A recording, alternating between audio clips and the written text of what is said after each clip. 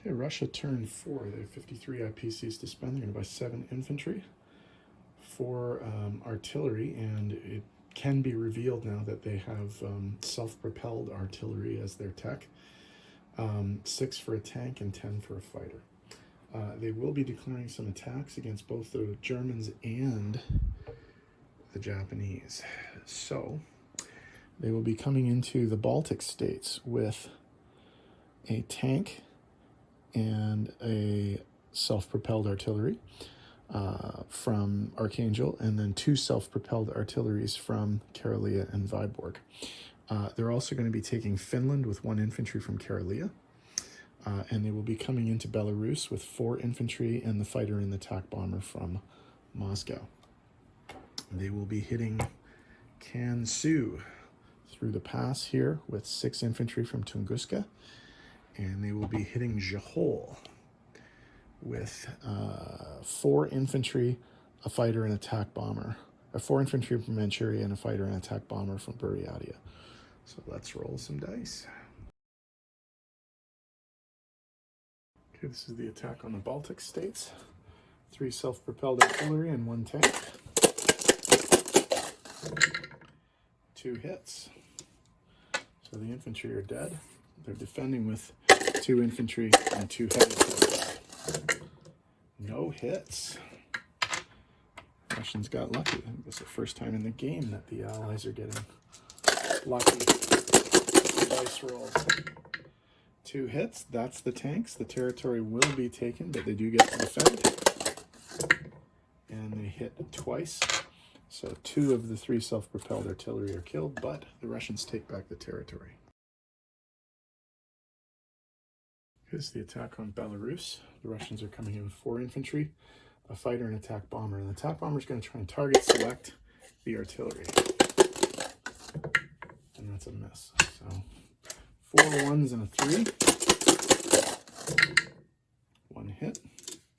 So the infantry's dead. Defense. No hits. 1 hit.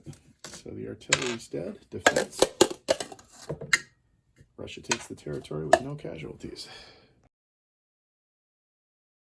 This is the Russians attacking the Japanese in Kansu.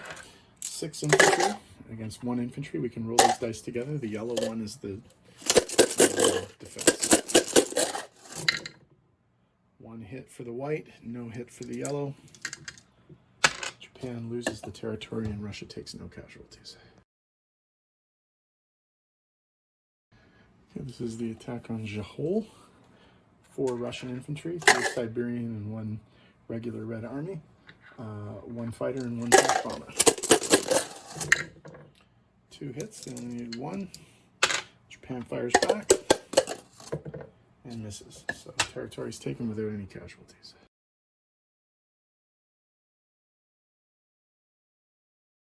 Okay, for non-combat, this submarine is going to go 1, 2, 3 and move into Sea Zone 112.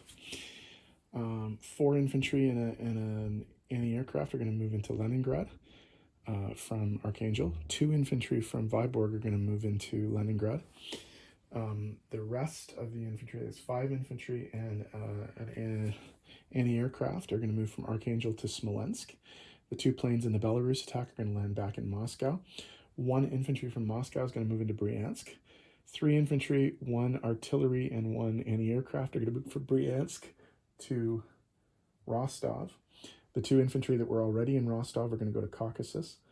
And all the forces in Ukraine, except for 1 infantry, are going to back up into Rostov.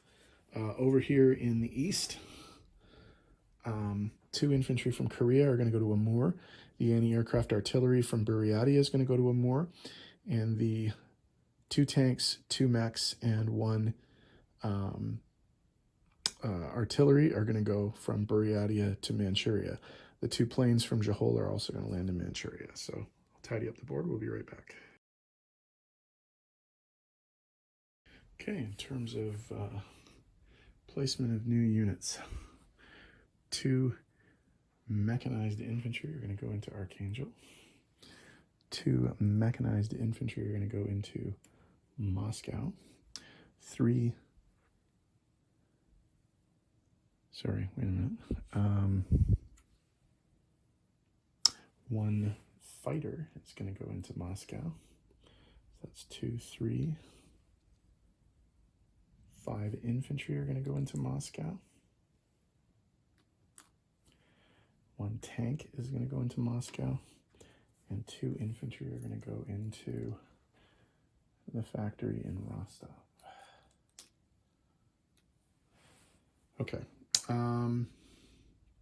So change of income. The Russians pick up Belarus and the Baltic states for 2, and then Finland for 2 more. So they're going to get +4 at the expense of the Germans. So if we look at the chart here, the Germans go from 53 to 49, and the Russians go from 34 to 38.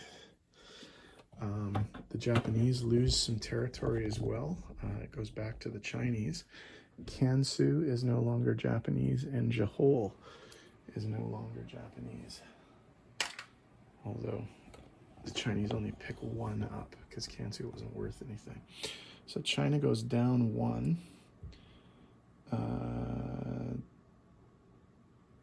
Japan goes down 1. China goes up 1. So Russia has 38 IPCs, which is here, and they have 3 bonuses. They get 3 IPCs for controlling Siberia, Urals, and the Ukraine. They get 3 IPCs for Leningrad, Stalingrad, and the Baltic states, and they get 2 IPCs for controlling a pro-Axis territory, Finland. So that's going to be 38, 41, 44, 46 IPCs for next turn. However, they have to roll Lend-Lease. So on this side of the board, the Lend-Lease that they get is a 4, which is 2 artillery for Archangel. And then on this side of the board, in Amur, they're going to get 7 additional IPCs. So